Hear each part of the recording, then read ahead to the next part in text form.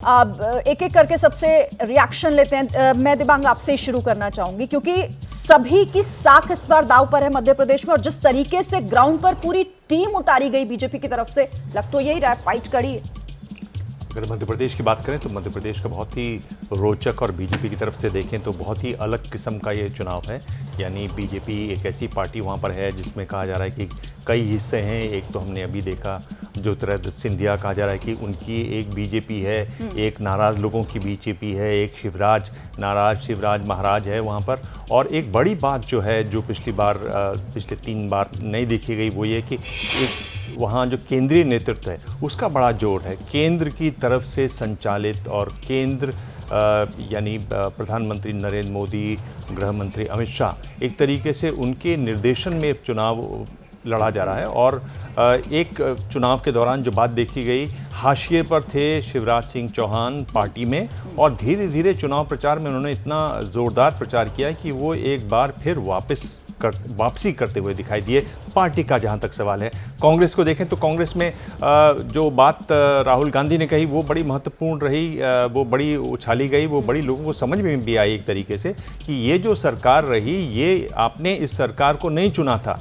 ये चोरी की सरकार रही, हमें वोट दिया गया था, चोरी हुई और इनकी फिर सरकार बनी। तो वो एक बहुत महत्वपूर्ण है जिसकी गूंज काफ़ी रही। तो उसके भी इन दोनों के बीच में ये चुनाव है। और एक बड़ा मुद्दा जो मुझे लगता है, क्योंकि करीब 35% आबादी है यहाँ ओबीसी वोटर्स की, वो ओबीसी वोटर्स रहेंगे इस चुनाव में। और ओबीसी वोटर्स की जिस तरह से एक नया मुद्दा मिला है वो इसमें बहुत महत्वपूर्ण है। और एक बहुत हल्की बात, यानी ये लास्ट बात ये है कि आप ये देखिए कि इंडिया गठबंधन बनने के बाद ये पहला बड़ा चुनाव है, और इसमें हमने देखा कि इस तरह से सरफुटबल हुई समाजवादी पार्टी और कांग्रेस पार्टी के बीच में। पिछले चुनाव को देखें, 11 सीटें ऐसी हैं जहां समाजवादी पार्टी को जो जीत का अंतर है उससे ज़्यादा वोट मिला, 8 सीटें वहां बीजेपी को गईं। यानी करीबी मुकाबला हुआ, कांग्रेस को खतरा हुआ, तो उनको वो याद आएगा जो बातचीत उनके साथ हुई थी समाजवादी पार्टी की। और भी समय ले सकता हूं, पर मेरे ख्याल से बाकी मेहमान भी हैं। जाहिर है इस पर आगे भी, लेकिन जो आपने बात की ना कि इंडिया गठबंधन के फॉर्म होने के बाद एक बड़ा चुनाव है, तो विजय जी क्या ये एक तरीके से उनके टेस्ट के तौर पे भी देखा जा सकता है? तो टेस्ट जिसका जिक्र दिबांग जी ने किया वो ही है कि टेस्ट तो अब रिजल्ट आएगा तब होगा, लेकिन उससे पहले ही हो गया कि जो अखिलेश यादव की पार्टी है समाजवादी पार्टी, वो 70 सीटों पर चुनाव लड़ रही है इस बार। और पिछली बार उन्होंने 1 सीट भले ही जीती हो, 11 सीटों पर वो विनिंग मार्जिन से ज़्यादा वोट हासिल किए थे, और उसमें भी 8 भाजपा को आई है। तो इस बार तो वो ज़्यादा कोशिश करेंगे कि वो सीटें कांग्रेस ना जीते, ताकि अखिलेश यादव का जो दबदबा है वो बना रहे। और दूसरी जो बड़ी एक और पार्टी है बीएसपी, उसने 56 सीटों पर विनिंग मार्जिन से ज़्यादा वोट जीते थे। तो ये दोनों पार्टी मिलकर क्या इन चुनाव नतीजों को बदल सकती है।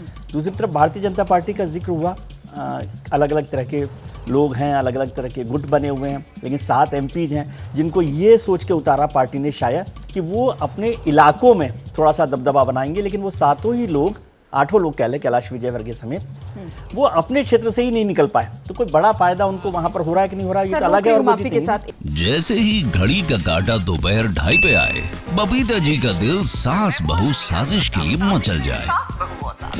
और ये है इनकी बहू, पूरे दिन ऑफिस की टेंशन हो जाए गॉन जब ये करें अपना फेवरेट शो फ्री टाइम पे ऑन। इनकी तरह आप भी देखें अपना फेवरेट शो अपने टाइम पर, और डाउनलोड कीजिए एबीपी लाइव ऐप अपने स्मार्ट टीवी पर।